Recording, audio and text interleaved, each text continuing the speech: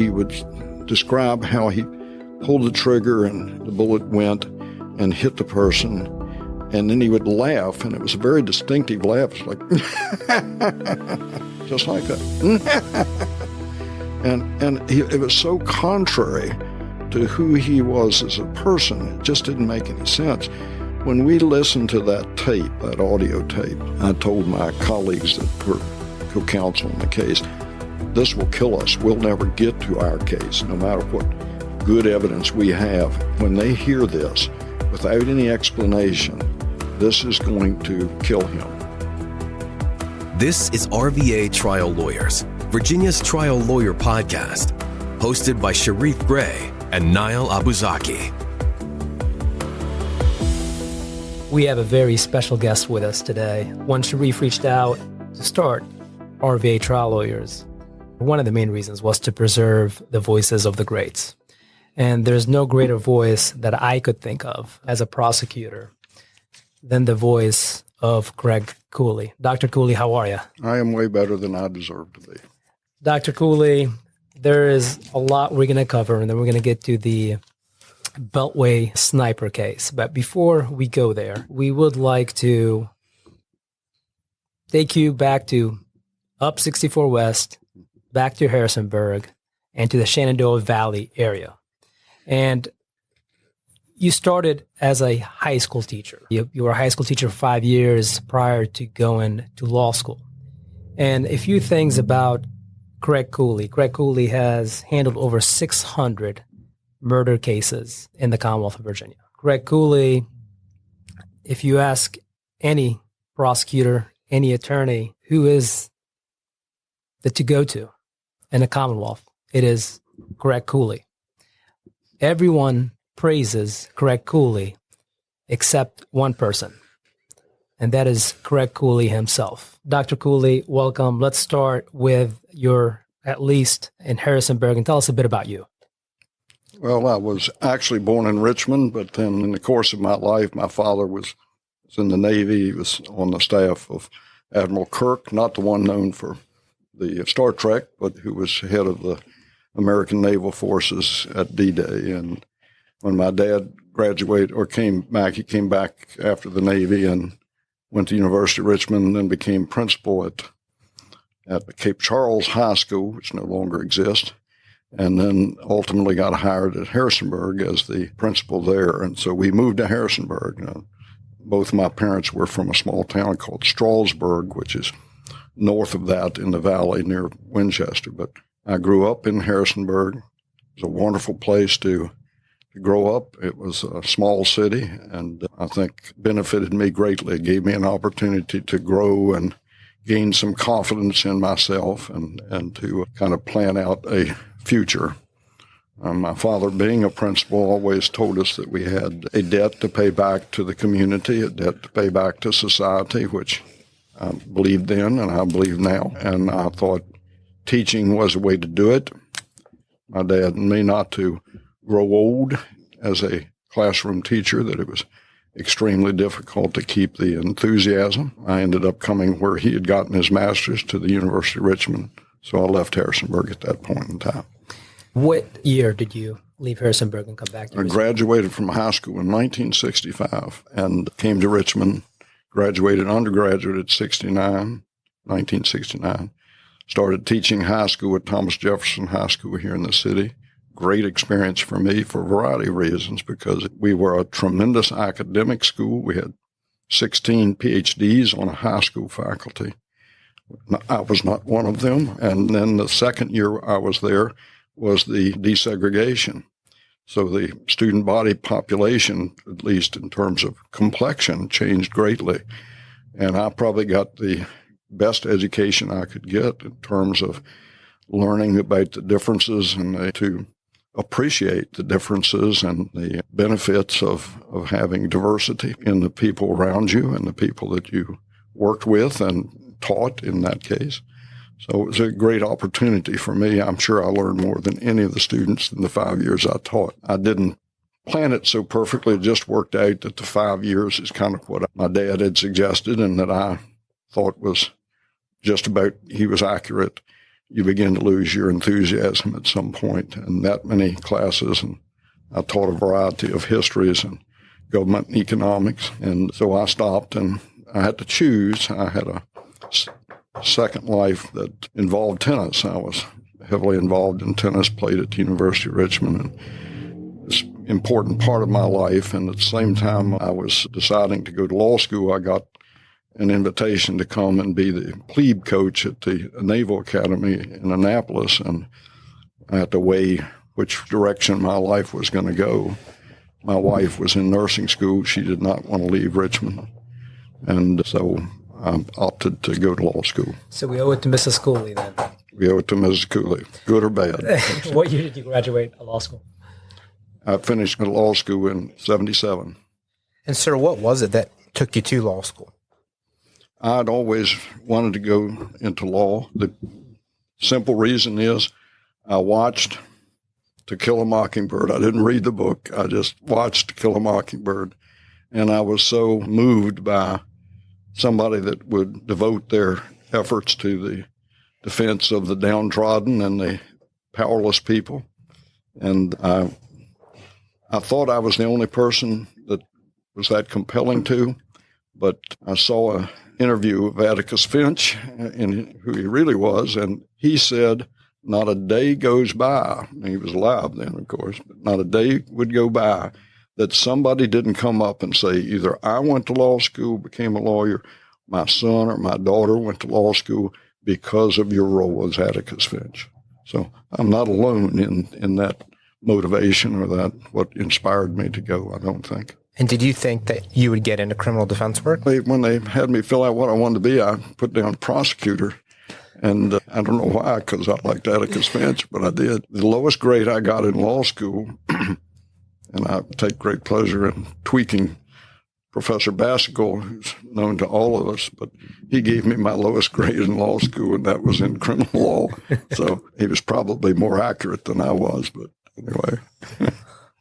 And so Atticus Finch led you to law school. You make it out of law school. Did you just set up a shingle? Tell us a bit about right after law school. What got you into criminal defense? I actually sat down, and when I went with first day of law school, I sat down with two other folks, and one is now deceased, but the three of us decided at the beginning of law school that we would come out, we would prepare all 3 years and come out and start our own firm, which is what we did. It was Canfield, Brown, and Cooley. I was properly third in line, and we did that. So when we finished, we came out and started our own firm. And a couple years after you graduated, you got your first capital case. I did.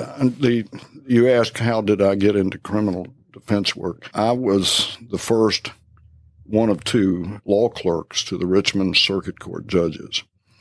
And so I worked with the three, at that time there were 3 circuit court judges. And I'm not sure why they picked me, but they did. And so I spent while we were finishing up our second year, and then throughout the summer during between second and third year, I was a clerk to the circuit court judges. They primarily used me to write briefs and prep them on issues relating to criminal defense or criminal prosecution. When I graduated, they gave me a quick start. They would appoint me on some cases that ordinarily I think I would not have been appointed on.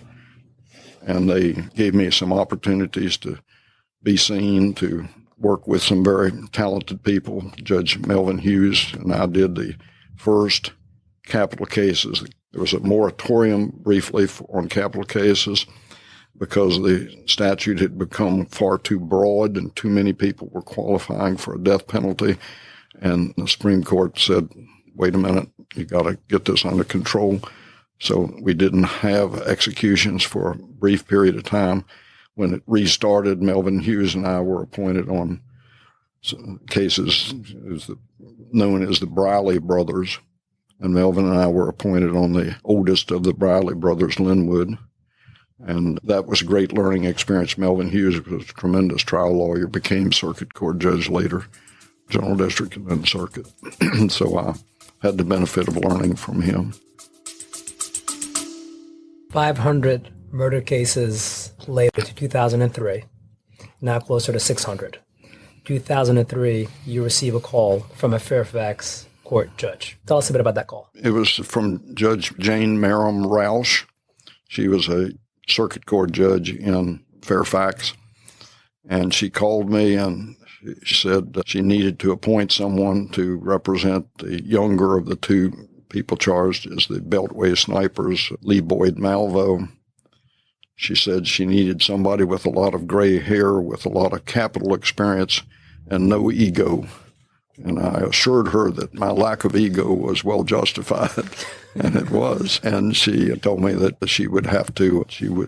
if she announced that I was whoever was taking it, the media flow was going to be incredible, that I had no concept of what was coming in terms of the media coverage in this case. And she gave me an opportunity to think about it. She said, you need to discuss this with your family because it's going to impact them. You're going to be basically setting aside your practice for a year. And she was pretty accurate in that.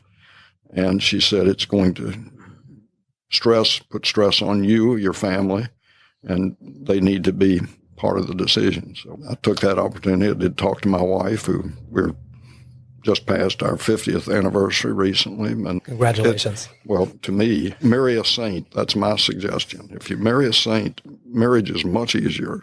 And I did. So, but I went to her and we talked about it. And she said, if not you, who? I'd had probably more experience with a death penalty. I'd had 68 at that point in time, death penalty cases, and not all of them went to trial, of course. And a number of them had been juveniles. So having a juvenile client facing a death penalty was not brand new for me, but I've had a particular passion about that because America was the last great country, the last really advanced country to give up the idea of executing people who were juveniles at the time of the offense. And the rest of the world looked at us like we were backward. And within a year after the Malvo decision, the jury was unanimous in the Malvo case. All we needed was one person in that case to vote against death, and he could not have been executed. But the jury came back unanimously against death and for life without parole. And I probably credit that decision, the Malvo decision, the facts of the shootings and the deaths in the Malvo, and it's really the Muhammad case, but that the facts were so egregious that I think that the Supreme Court saw that if that was not something that a jury would elect to give a death penalty on, that perhaps we were past that and our mores had changed to a point where it could be properly considered cruel and unusual punishment. Let's talk about you accepting the appointment. After you reached back to Judge Roush and accepted the appointment, how did your life change from that moment on? At least for that year. It was a major change because I was driving back and forth to Fairfax until the trial ultimately was transferred to Chesapeake. Then we began to drive back and forth we stayed in Norfolk for the Chesapeake trial. But it was a very different type of practice because I have a volume practice, lots of cases. Suddenly it was a few cases and this one big case that we were spending most of our time on. Had the good fortune to get to work with excellent lawyers and that were already in place in some cases. And Judge Roush was determined that these trials were going to be fair. The federal attorney general basically told the state prosecutors whatever they needed, whatever amount of money, whatever resources, the federal government would pay it and underwrite their expenses and how they approached it. So they had everything. And Judge Roush was more than generous in setting up a budget for us to be able to bring people in. We had 53 witnesses. The great majority of them were from out of the country. and securing witnesses that you can't subpoena because they're out of the country, getting people who, in some cases, rarely walked across the island on which they, or traveled across the island on which they lived, to get them arranged, get them on a plane, to get the credentials to be able to fly into this country, to get them delivered properly to Chesapeake, get them from the plane to the hotel, take care of their needs at the hotel, get them to the trial when they're supposed to be there to testify, get them back to the hotel, back onto a plane and back home, feed them while they were here. All of that was a tremendous undertaking, and she gave us I'm not suggesting all these people were elegantly taken care of, but they had what they needed. It was interesting because I think each of them got something like $27 a day for food. And when we literally put cash into a white envelope for each one of them. And I remember Lee's father, Mr. Malvo, we would stay close to I think it's called the MacArthur Center, and it's a mall in the center of downtown Norfolk. And they had a food court, and we'd walk these people up in the night so they could get their food and such after the trial. And Mr. Malvo would take an apple and cut it into 3 slices, third for breakfast, third for lunch, third for, cost him $1. He pocketed $26, and he was here for like 3 or 4 days. When he got back to Jamaica, he was much better off than he'd ever been, I expect. And he was a nice man, but that's how he handled his eating.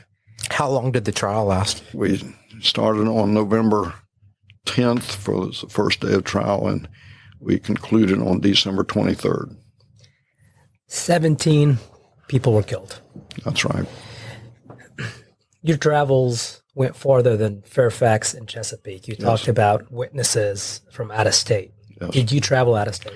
I traveled out of state we had witnesses that were from Bellingham, Washington, from another city in Washington State, I'm speaking of. We had witnesses that were from Louisiana.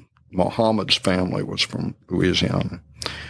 Our primary and probably most important witnesses, and all those witnesses were very important. I don't mean to suggest one was more valuable than others, but some of them had a broader awareness of who Lee was as a person. They were folks from Jamaica, and they were folks from Antigua. It would be hours if I told you the full story of what happened with Lee, but Lee did not know John Muhammad. He grew up in Jamaica to age 13. His mother was a very difficult personality, probably one of the most difficult I've ever dealt with. And she would leave Lee in Jamaica and leave him with a caretaker. And when she would leave, she'd go to another island to work, supposedly to send money back to take care of Lee. But every family that she did this with would say she never sent anything. We basically hosted Lee and took care of him. Some were wonderful people and great caretakers, and some were the reverse of that. And Lee wanted to go with his mother, and ultimately she would leave Jamaica and go to Antigua, and she took him with her, only then to meet this fellow named John Muhammad, who would make his living by forging documents to get people into the United States and travel with them. They would pay handsomely for him to make the documents, generate those, get them to the United States, and then he would fly back to Antigua. He had stolen, and that's exactly what he did. He stole his 3 children. He was married, separated, had visitation with his 3 children in Tacoma, Washington. His wife met him to give him the children for the weekend, and he took them. They got on a plane and flew to Antigua, and she never saw him again until some years later when he ultimately brought them back to live in a mission in northern Washington State. And so he had his 3 children there in Antigua. Lee was taken by his mother to Antigua and abandoned there. He lived in a shack, literally a no water, no running water, no toiletry facilities. He lived in this shack, and he met the Muhammad children at school. And in the course of things, John Muhammad was a alpha male. He'd been a military person. He'd been twice court-martialed. One of his colleagues from the military came to testify that he had carried, and he had it in his wallet, a piece of paper that said, "If I'm ever killed, look to John Muhammad." He would say that Muhammad threw a grenade into a tent into his colleagues, one of the reasons that he ended up being court-martialed. But he was an alpha male, very, very into being good physical condition, a fanatic about it. And he would teach people martial arts, and he would do that adults, and they would pay. But he also would have the kids there, and he would teach them, and he was a very Pied Piperish fellow. In fact, his wife ultimately came and testified for Lee, and she said that if John Muhammad went into a gymnasium full of children and sat a chair down in the middle of the gymnasium, that the children would line up to talk with him, that they would follow him and listen to him and do whatever he said. And his secret was he would listen to them. And he would listen and say, "Well, what's going on? What's your problem? What is it? Well, now, what do you think you could do about that?" And he'd listen to him and say, "Okay, well, what about this?" And he was very engaging. But the kids would come out at like 7 a.m. before school every day, and he would start them running a route that they had designed and around the neighborhood in Antigua. And he would send them, and he'd start the 4, 5, 6-year-olds off first. They would run shorter route usually, and then the next 3-year age, so 7, 8, 9s, and then 10, 11, 12s, and then he had some that were 13, 14, 15. His kids ran. They all participated. They'd start them, and then he would run. If he caught up with you, you had to do 10 push-ups. And they all loved him, and he was very committed to them. One of the 13, 14-year-olds that would run was this youngster he didn't know named Lee Malvo. Lee would come from his shack, run and participate. He knew Muhammad's kids. And one day, Lee didn't come to school. He didn't come a second or third day. And Muhammad's kids said to him, "Dad, our friend Lee, something's wrong. He's not come to school." They didn't know where he lived because he would always separate and go to hide in the shack, I guess, and not want to be other kids to see what his conditions were. And Muhammad went, they found him. He literally picked him up. He was quite ill at the time, and brought him to their home. And from that point on, Lee stayed with him. And over a period of time, Lee came to call him Dad and my father, and he called him my son. And that was the beginning of unfortunately, in many ways, the end.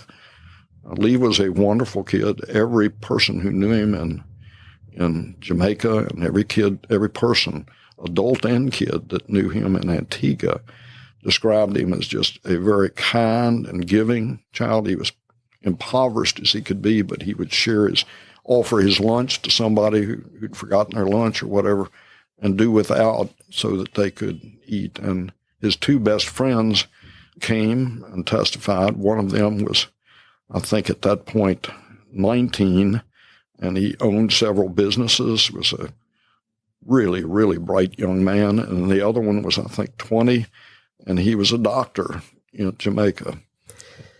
Lee clearly was brainwashed. Yes. By Muhammad. Yes. I've heard you use the word brainwash numerous times. I've read it in articles. You've been quoted. Let's talk a bit about Lee's confession to the murders. Yes. There was a distinct laugh. Yes. Tell us a bit about that laugh. Well, when Lee was being interviewed, start with this background. Muhammad had directed him. Everything they did was a military mission. And Lee was directed. He was trained as a child soldier by Muhammad, and that's a separate and very interesting, at least to me, story on its own. But Muhammad everything was a mission. And Lee was directed, should they be caught, that he was to confess to all of being the shooter in all of the shootings that ended up being done by the snipers. And that's what he did. And Muhammad had said, look, they're far less likely to execute a juvenile than they are me.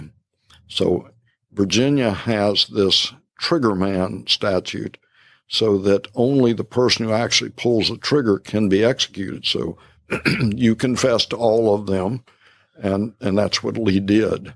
He got most everything wrong in his, I mean, he literally did, because on cross-examination, I would say to the detective, so he told you it was a brown car, and it was on this side of the pumps, and he fired this shot, and it hit this location. Yes. And all of those were wrong. Well, yes, all of those were wrong. But he made that confession. But in it, when he would describe when he fired the shot, he would describe how he pulled the trigger and the bullet went and hit the person. And then he would laugh, and it was a very distinctive laugh. It was like, just like that. And it was so contrary to who he was as a person. It just didn't make any sense. When we listened to that tape, that audio tape, I told my colleagues that were co-counsel in the case, this will kill us. We'll never get to our case, no matter what good evidence we have. When they hear this, without any explanation, this is going to kill him. They're going to vote death as soon as they hear him, as the prosecutor said, chortling about killing people. And we just couldn't figure out how could it be that he would be that insensitive or seemingly just making fun of this. And so we started looking for things. And one of the things we did was go out to find the military. We knew that Muhammad had trained him by a variety of ways, point and shoot video games, but he had also had him watch all of the military sniper movies. And some of them were, some of them were just how to be a sniper, how you dress, how you disguise yourself, how you coat the metal parts of your weapon so they don't reflect the sun and those kind of things. But one was very different from that. It was a fellow named Carlos Heathcock, and he was a Marine sniper in Vietnam and had 300 and some kills, and I think something above 200 confirmed kills as a sniper. So he's the greatest sniper in the history of the world. He's a great American hero because he did what needed to be done to protect the American troops. And so when we're watching his video, it was different than the others. He was sitting at a desk, just a chair and him in the desk, and he was speaking to a group of Marines, I guess, who were in some type of auditorium. And so he's talking to them, and he's getting questions from off camera from these people who are watching him. Interestingly, he had his Virginia license plate because this was at Quantico, and that's where he was at the time. His Virginia license plate was sniper. That was what his Virginia license plate, when he had it on the corkboard behind him. And when he was talking, he would describe different situations he had run into. And this one thing came from off screen. It said, well, tell us about White Feather. Well, White Feather was apparently the name of a particular operation where he was called in because there was a North Vietnamese sniper who was brutalizing the American lines. They couldn't get past him. They didn't know where he was, and he was just picking off American troops right and left. And they brought Carlos Heathcock in to try to take out the opposing sniper. And he was there for like 3 days, and he described what he'd do and how he would do and position himself. And he said, finally, I figured out where he was. I saw him shoot. I could tell where he was. And he described how he would position his rifle, and he fired it and watched the bullet. And he said it didn't help his eyesight much either. And from off screen, the question, what do you mean? He said the bullet went right into his eye and blew his head apart. The exact laugh that Lee had done throughout his description of the kills that he had had or claimed to have had.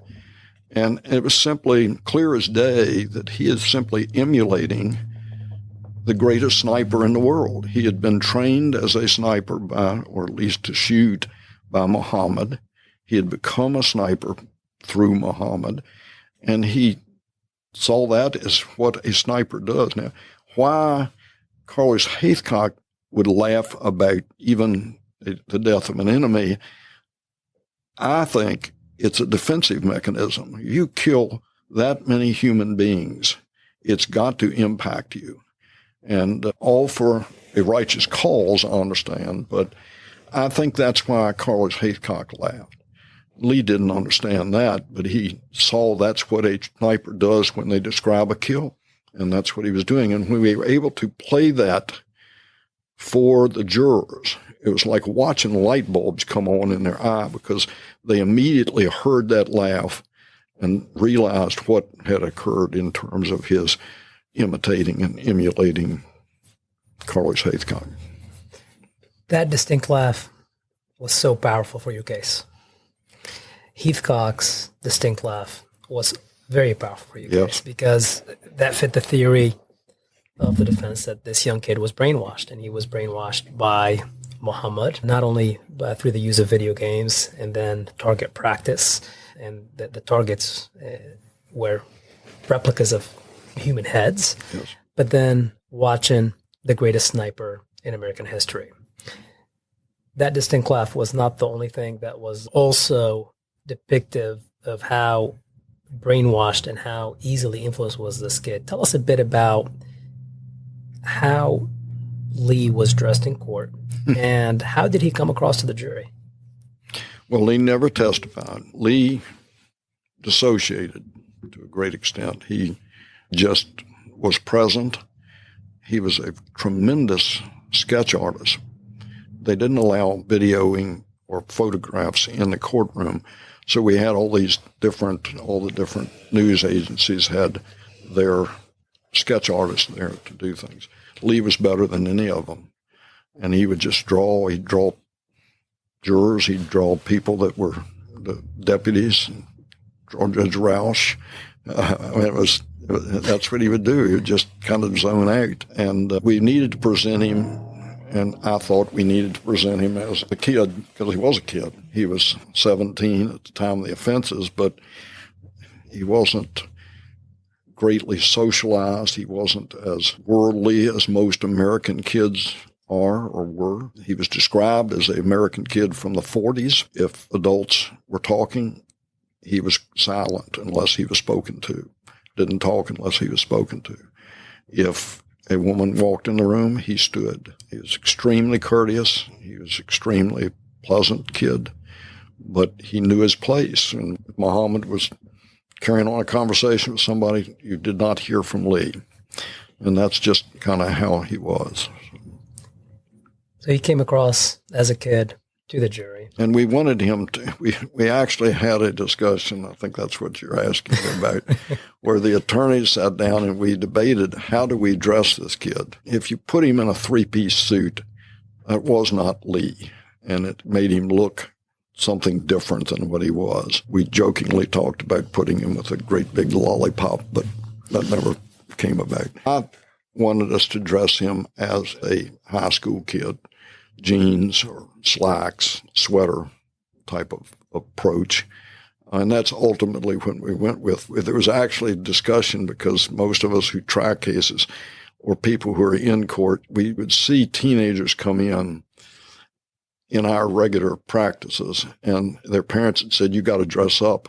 And they would come in a suit that was like 5 sizes too big for them, because it was their grandfather's suit, but it was the only suit they had access to. The family didn't have money to buy a suit. So you'd see this kid come in and with everything too long, the sleeves are too long, the pants are all bunched up at the bottom. And we talked about, well, we could do that, because that really makes, when you see a kid dressed like that, you think, that's a kid. He's in a suit, but he's a kid. And we thought about doing that, but we thought, well, it's going to be too obvious if we did that. These people are too sophisticated to realize that, hey, we could have dressed him differently. So we dressed him as a teenager, and he was comfortable with that. And my wife actually did most of the picking out of the specifics, and we bought him and took him to Lee, and we'd trade him out every day, trade out his clothes every day. So I actually was in middle school in Fairfax when this happened. And I remember, being shut down. I remember not being allowed outside. It was certainly a scary time. And I am confident there have been people who've asked you, this was a horrendous, horrendous crime. It shut down a part of this country for quite a while. It did. Why did you defend him? And I know that's a question that I'm sure have been asked about this case and have been asked about all the clients that you've represented. And I'd certainly love to hear your answer. Well, and I think it's something that non-attorneys and probably non-trial lawyers don't fully grasp. But the best way for our system to work is for both sides to be properly and passionately represented by an advocate. And my job is not to establish somebody's innocence. My job is to point out that the prosecution has not proven its case beyond a reasonable doubt, or in a case where there's no real issue about guilt, to present as much appropriate mitigation evidence, things that would show a juror why this person was deserving of a lesser penalty. And I also felt, as I commented earlier, I felt like the representation of juveniles charged with an offense for which they could be executed was probably the most important work that I could do. And so I was very committed to that. Now, in Lee's case, he was, like you suggested, these were horrendous crimes. They were horrible, innocent people. There was no person who was killed or shot that had done anything wrong to anybody, to my knowledge. They were simply brutal acts to make an impact upon the community as designed by Muhammad. And so I went to see Lee Malvo for the first time, and I had an expectation that I was walking in to see a little monster. I knew he wasn't a real large fellow. He was 5'3" and weighed about 110, 115 at that point in time.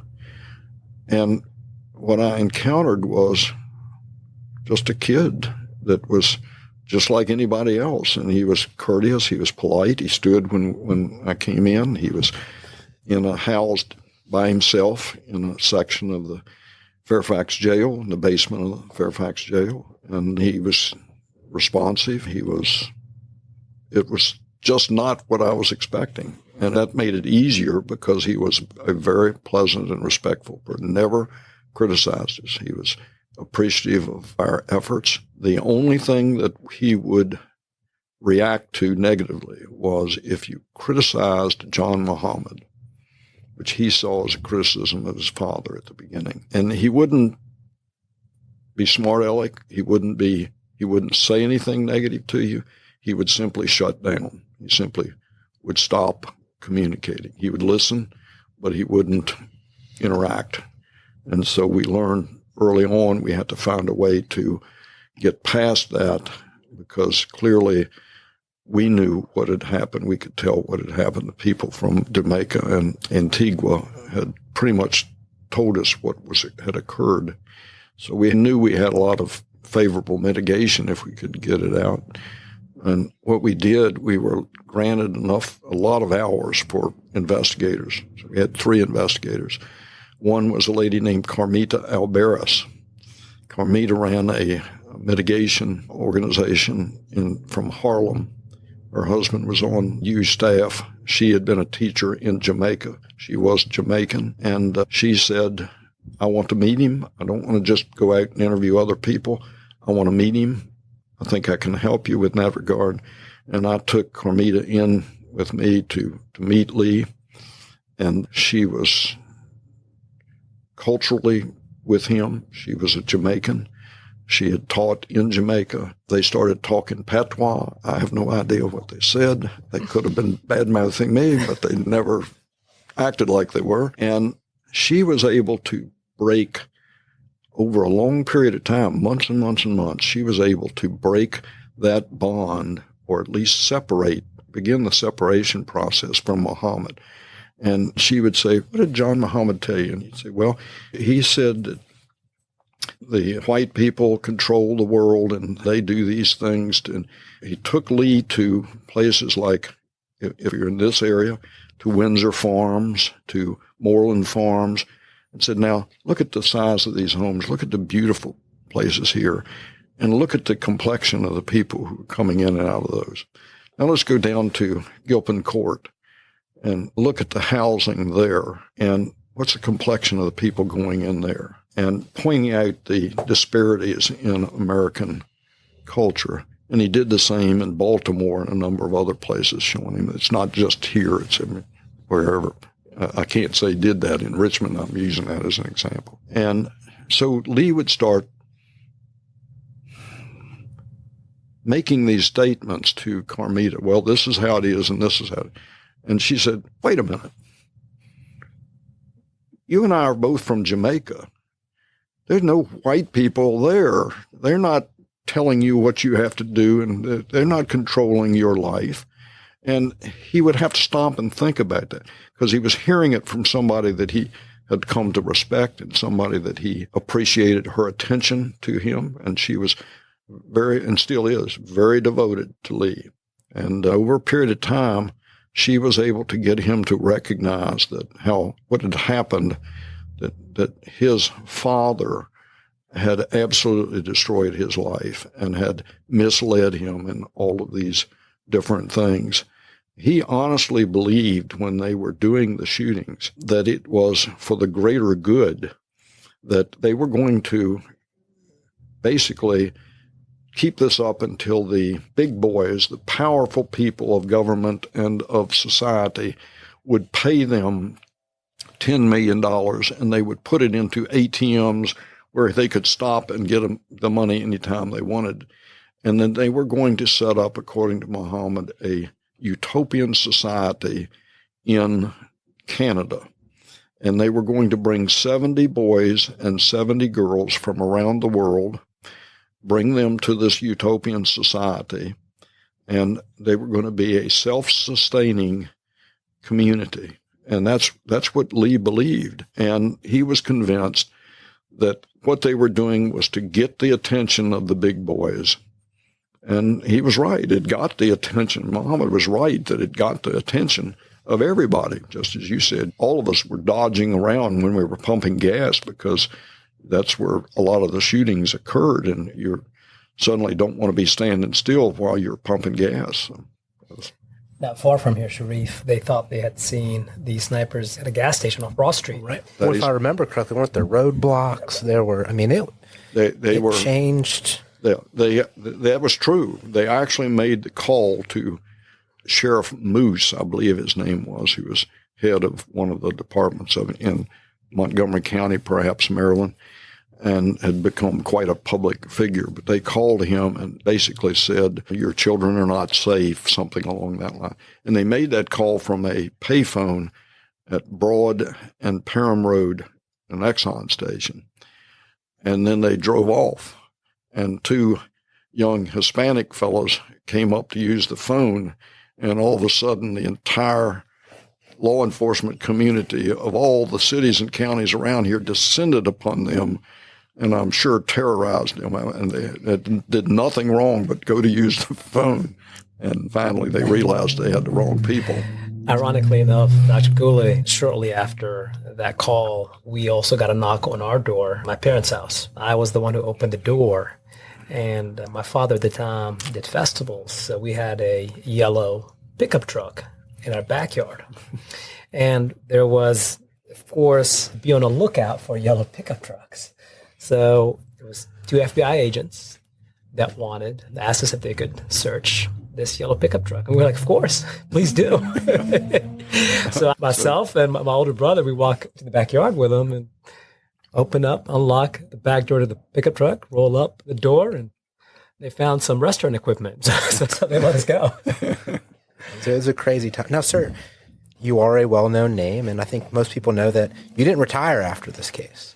In fact, you're still going. you are still knocking down juries month after month. And in fact, I remember you having a debate with Judge Harris in Henrico, saying it's my last jury, and Judge Harris like, it ain't your last jury. And it hasn't been your last jury. I forgot which case that was, but you're still doing it. What is driving you to continue to do this hard, difficult, stressful work? Well, I will tell you that I have said I'm going to retire, but when I say retire, I mean I want to go from 80, 90 to 100 hours a week down to 35 or 40 hours a week. That's so just to a normal human workload?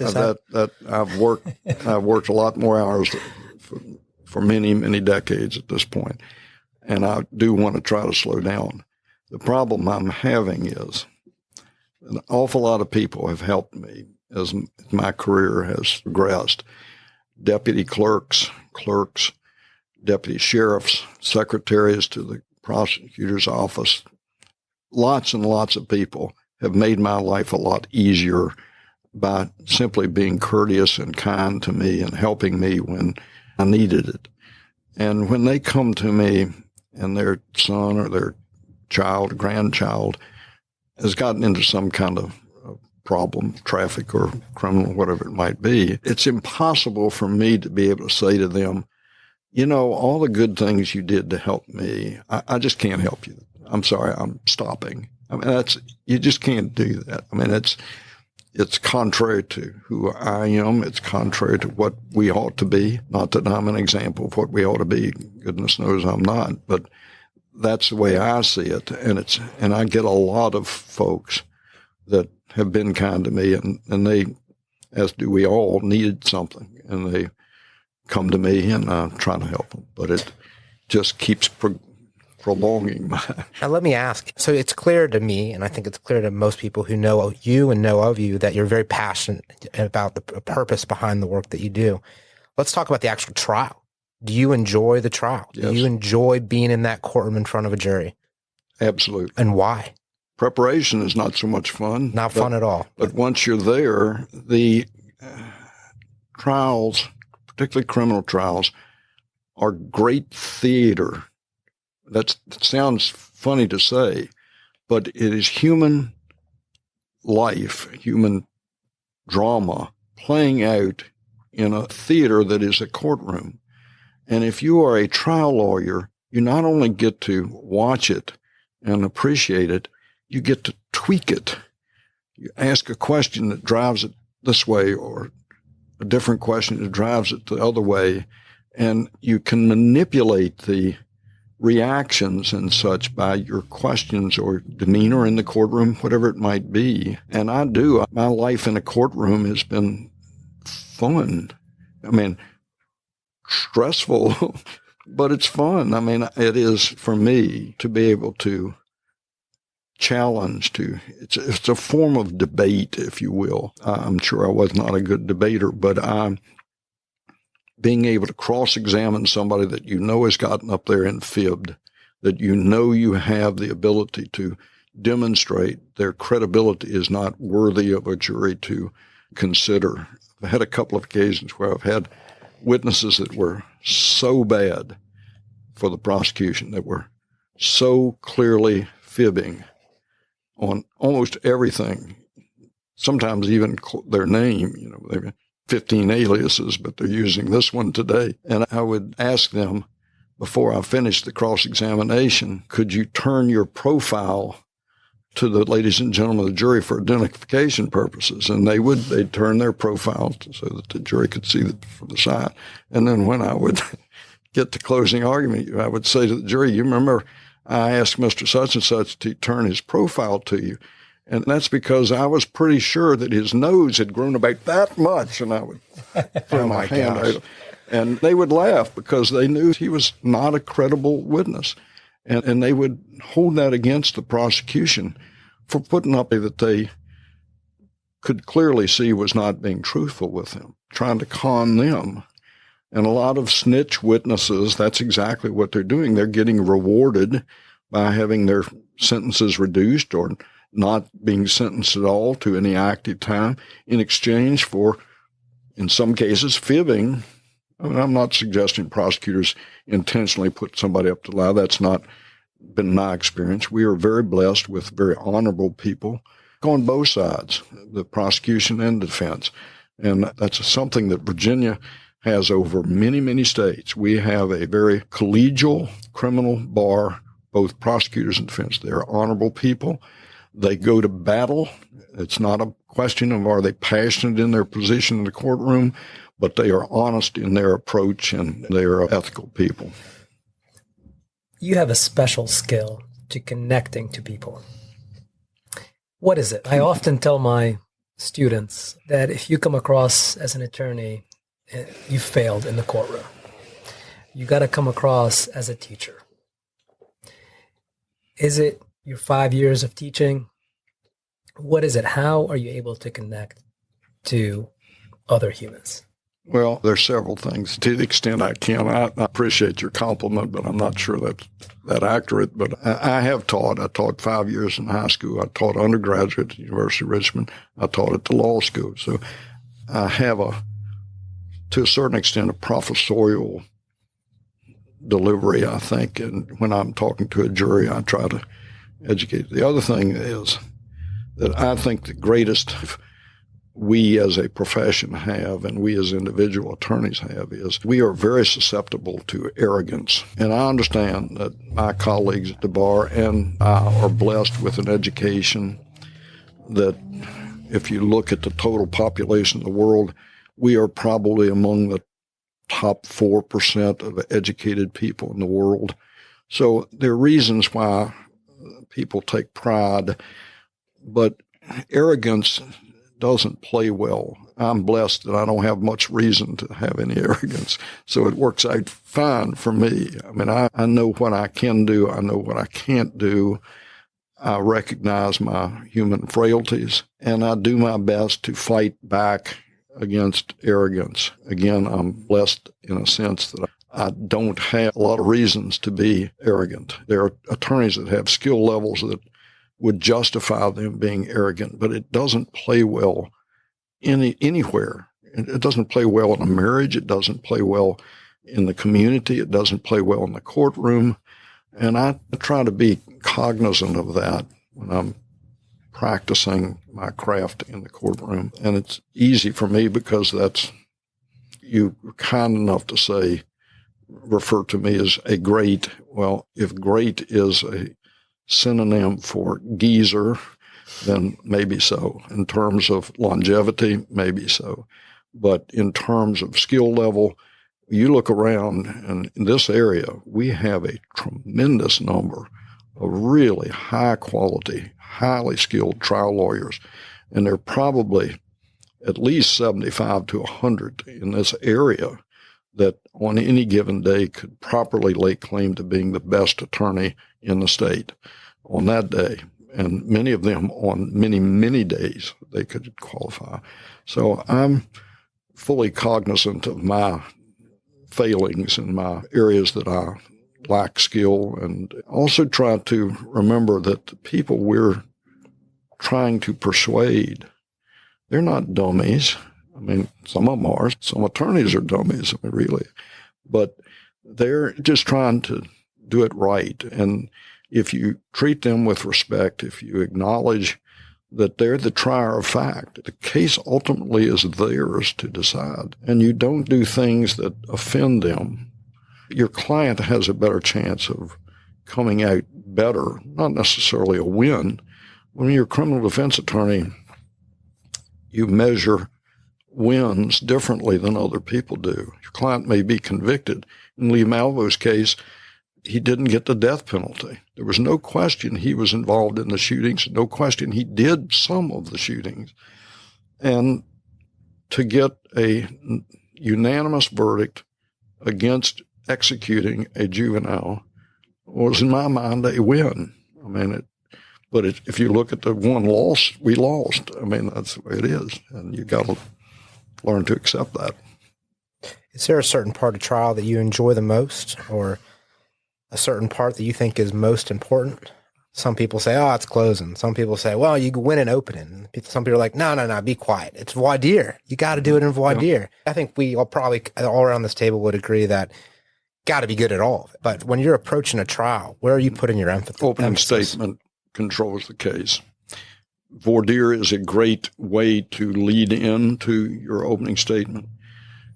And I used to be horrible at voir dire. Didn't want to do it. Was glad to get past it. Voir dire is the questioning of jurors to see if they're going to be selected for the jury.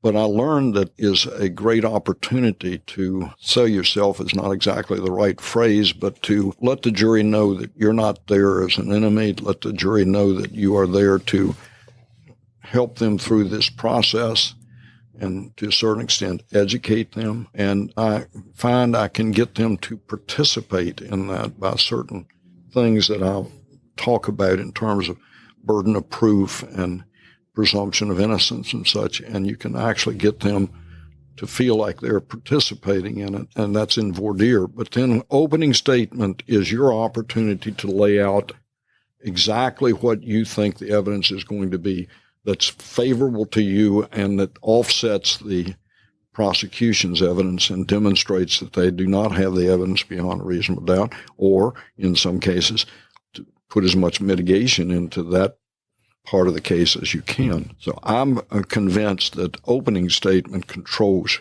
because from the beginning, if they are leaning your way because of that opening statement, psychologists will tell you that you're much more likely to win if they start leaning to you from the beginning. You see, what we hear first, we tend to believe, which gives the prosecution the benefit of the first opening statement. But if you can lay it out for them from the beginning and they start to lean toward you, it's hard to turn the jury around. Either way, if you lose them at opening statement, it's very difficult to bring them back. Sharif, we talk a lot about building credibility with the jury because as you're picking the jury, they're picking a side. So you build credibility and then you deliver your message. You put the lens on that you want the jury to see your case through. Very well stated. Yes. And that's, we believe that the opening is just so powerful. Yeah.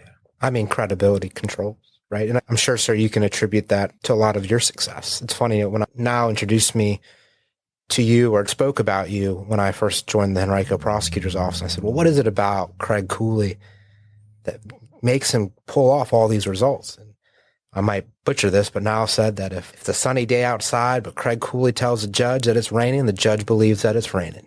And that's just because of the incredible amount of credibility that you've built up. I did not know Niall was that easily conned. But okay. I understand your point, and I understand his point when he told you that. You gain credibility by not pushing the envelope too far. So if you can go to the window and look out and it's raining, but I said it was sunny or vice versa, you've lost credibility. But, of course. But having credibility with the judges is something that takes a long time to gain, and you can lose it very quickly with a misstatement, a intentional misrepresentation. And every lawyer has to be very diligent in being sure that any representation they make to the court is as accurate as you know it to be at the time. And there are times when you say something, you believe it to be true. Both sides do that. And then later it turns out that's not accurate. Judges understand that. Jurors understand that. But if you want credibility with the judges and with jurors, you have to be honest. And when there's a point that is made by the other side in the courtroom and they're right, when the judge says, Mr. Cooley, what do you think about that? And you say, Judge, I think he or she is right. I think the prosecutor is right on that. And sometimes people will laugh because they don't expect that to be, you conceded something, but you gain credibility with that. And if it's an honest answer, it's what it ought to be. In addition to other trial attorneys listening to this, there's a number of people who are in law school hoping to become trial attorneys, or who are in other legal jobs who may have seen the movie To Kill a Mockingbird or A Few Good Men Like Me and said, I want to be an attorney. I want to be a trial attorney. But the loans, the high-paying corporate job took them astray. If you could offer those people some advice, both the people who are in law school trying to become trial attorneys and the people who may have wanted to, but haven't made that jump to do it, what would you tell them? I would tell them, one, now everybody's got to follow your own passion. So if your passion is you want to deal with bankruptcy, if your passion is that you want to do domestic relations, God bless you. Go where your heart takes you.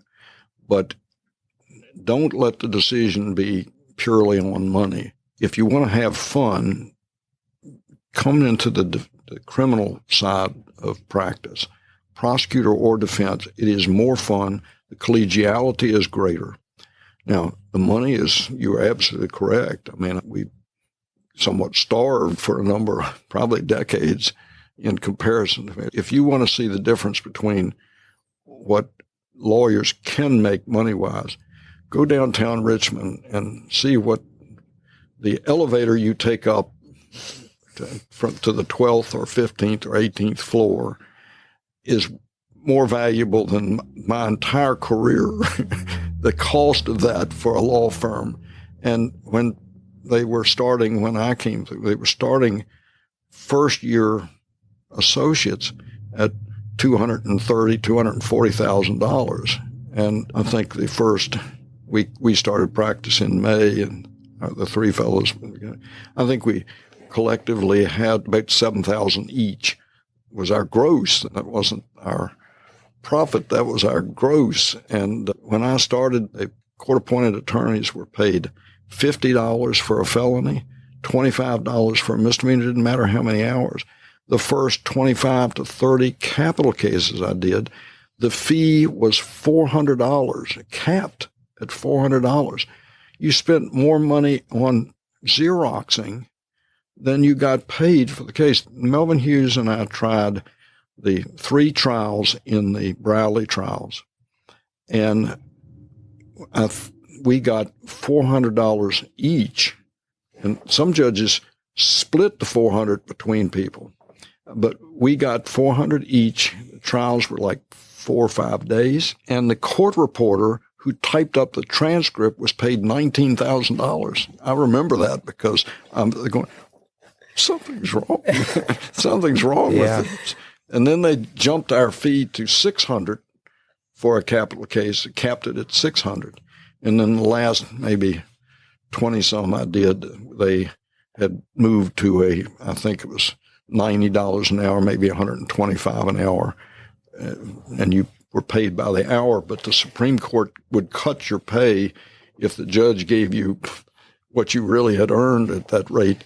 The Supreme Court often came in and penciled some of it off. So it's not the big grossing income that civil attorneys can make. Their clients pay and can pay a lot more to them to do their work than our clients can. And if you do it out of an appreciation that the system works only if you have quality advocacy on both sides. And so you do the same work for $50 that somebody else may do for $25,000. And that's literally the difference at times.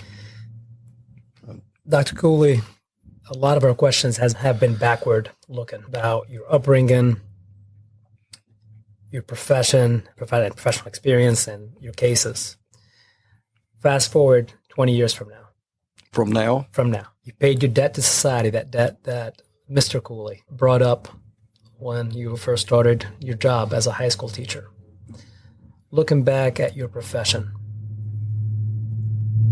how would you describe it to your grandson or to one of your kids or to someone that walks up to you and says, you know what, have you in fact made whole in your debt to society? I think I'm still working on that. I think I've made some fairly substantial inroads to that. There's a many decades old song sung by the Man of La Mancha, and it's done by as Ross and the name of how can I forget that? It's, I believe, 2 Motown groups, female, Diana Ross and the Supremes, and they are singing with a male group, and they sing Man of La Mancha. And that was the greatest motivator to me, that one man, scorned and covered with scars, still strove with his last ounce of courage to right the unrightable wrong. He was prepared to march into hell for a heavenly cause, all the things that are in the lyrics to that. And when I was on my way to jury trials, I would put in, it wasn't a disc, it was the old 8-track tape, and I would push it into my player in the car and turn it up as loud as I could. And my inspiration, so by the time I got to the courthouse, I was like a fired up boxer. And so I envisioned myself that when laid to rest, I will hopefully lie peaceful and calm, as that song suggests you should. Dr. Cooley, we can't thank you enough for taking time out of your busy schedule to sit down with us. The hallways that you've walked, the attorneys that have witnessed you practice in the Commonwealth of Virginia, they all try to take a thing or two from Dr. Cooley. And it's the way he carries himself. It's the calling each other doctors, the better than I deserve. You've elevated the practice of law in the Commonwealth of Virginia. So we want to thank you for being with us today. And I'm sure I'll be seeing you in court. We will still be duking it out, and I expect nothing but greatness. Thank you, sir. This has been truly a pleasure. Thank you both. And a privilege for us. Thank you both. I am surprised you are so easily conned, but thank you for the kind words, and always enjoy seeing both. Thank you for listening to this episode of RVA Trial Lawyers, Virginia's trial lawyer podcast. For more episodes, check out rvatriallawyers.com.